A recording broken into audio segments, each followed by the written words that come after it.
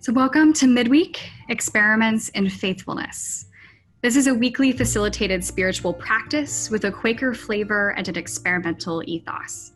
My name is Jen Higgins-Newman, and I'm the program manager here at Beacon Hill Friends House. We're a Quaker Center for Learning in Action and a residential community of about 20 people who live according to Quaker values.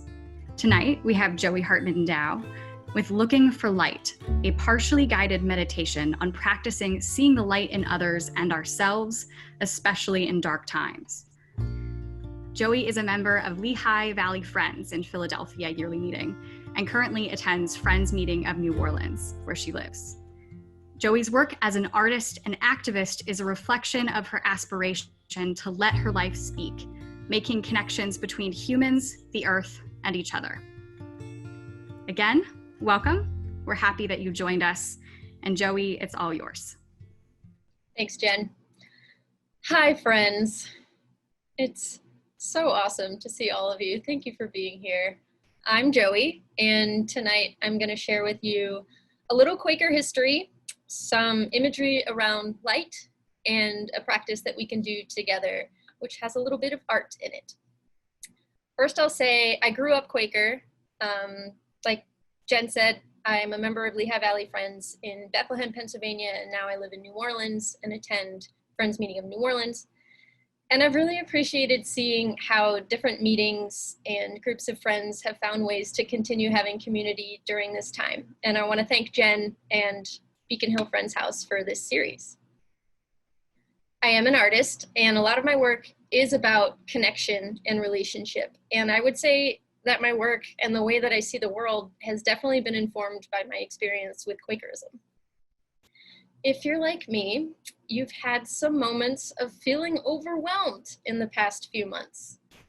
There have been a lot of really hard and violent events, and because news spreads so quickly and easily through the internet, we're overloaded with information. And for me, in isolation the last 4 months, getting lost in the internet is all too easy. We find ourselves in an ocean of information. As an artist, I very much appreciate the metaphor of the ocean, which is rich with symbolism. An ocean is deep and dangerous.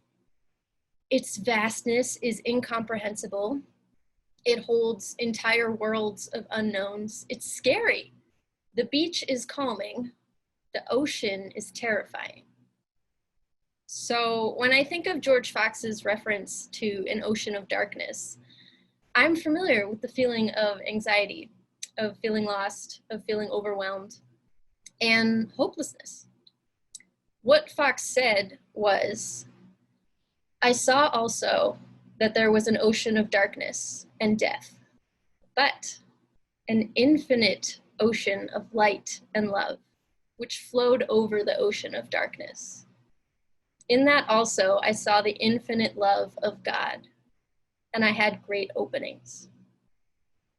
George Fox referred to openings as coming to understanding, and he spent a lot of time trying to understand stuff. For those who don't know, Fox was the founder of Quakerism, and from a young age, he was very troubled by the way the church in England functioned in the 17th century. He was ultimately imprisoned 8 times for challenging the authority of the church. And he had radical ideas like, people don't need clergy to communicate with God. Anyone can do it because we all have the light of God within us. Even women. He didn't think it was necessary to be in a church to talk to God or even a building, and he rejected outward rituals. He opposed all wars.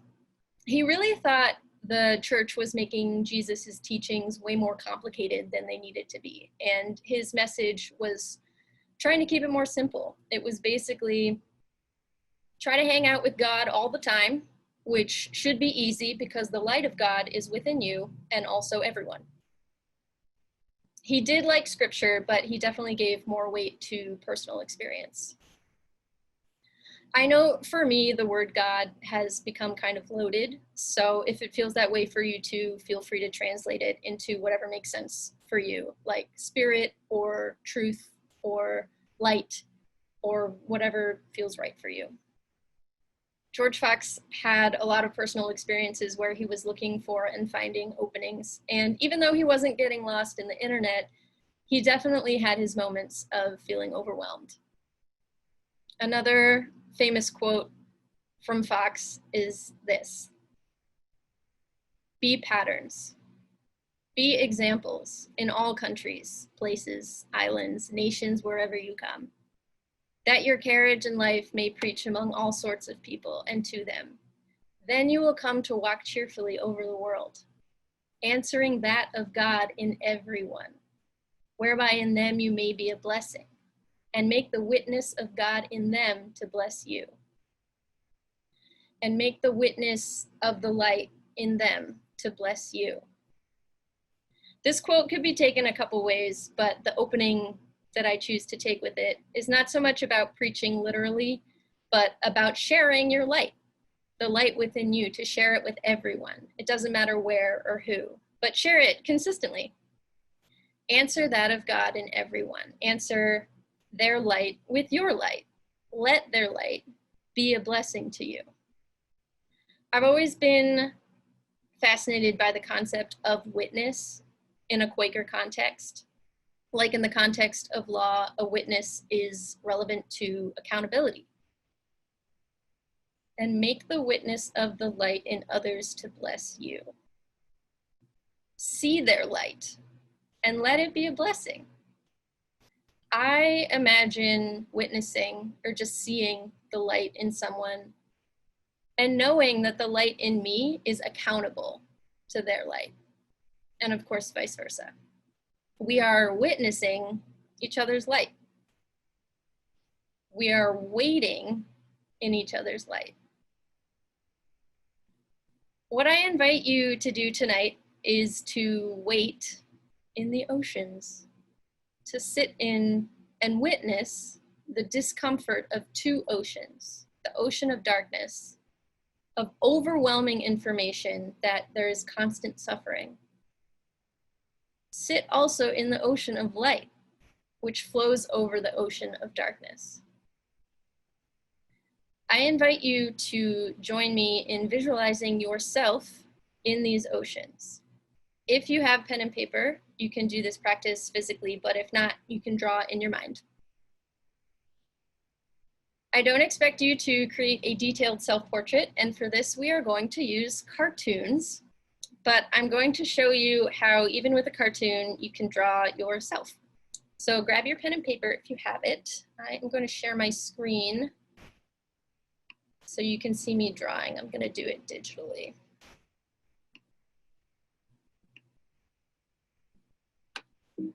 So here we go. When you're ready, this is basically how I'm going to draw my cartoon. I'm going to start with an oval for my head. Oh my God. Okay, so sorry, this is lagging, I think, because I'm on Zoom. So I'm going to try and do it really slowly, but I haven't practiced this kind of version. Okay, this is working a little better. I hope nobody feels bad about their drawings because mine is going to be hilarious.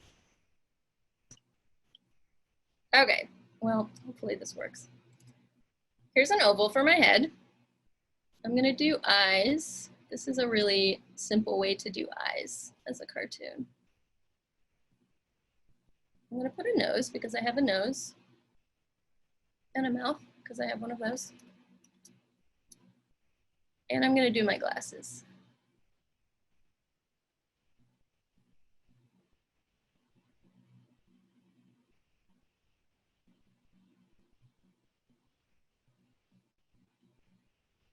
I'm going to add some ears for my glasses to sit on.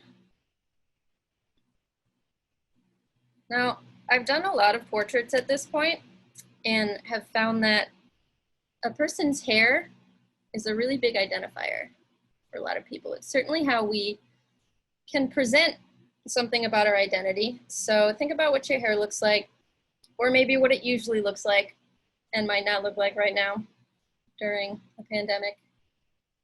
But do what you can. My hair does a little swoopy thing, so I'm gonna do that.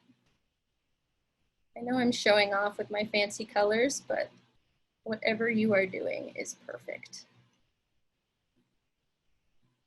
This is so humbling to not, the computer's not doing what I want it to do. Okay, now I'm gonna add a little neck for my head to sit on.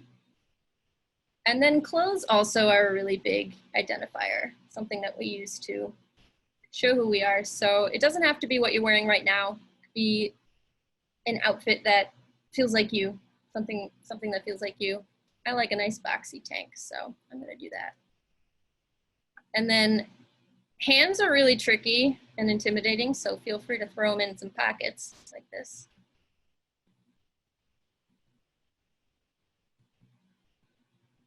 I'm gonna give myself shorts because it's hot.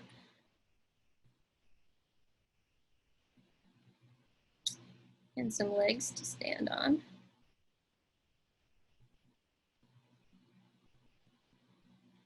And some shoes for walking cheerfully over the earth.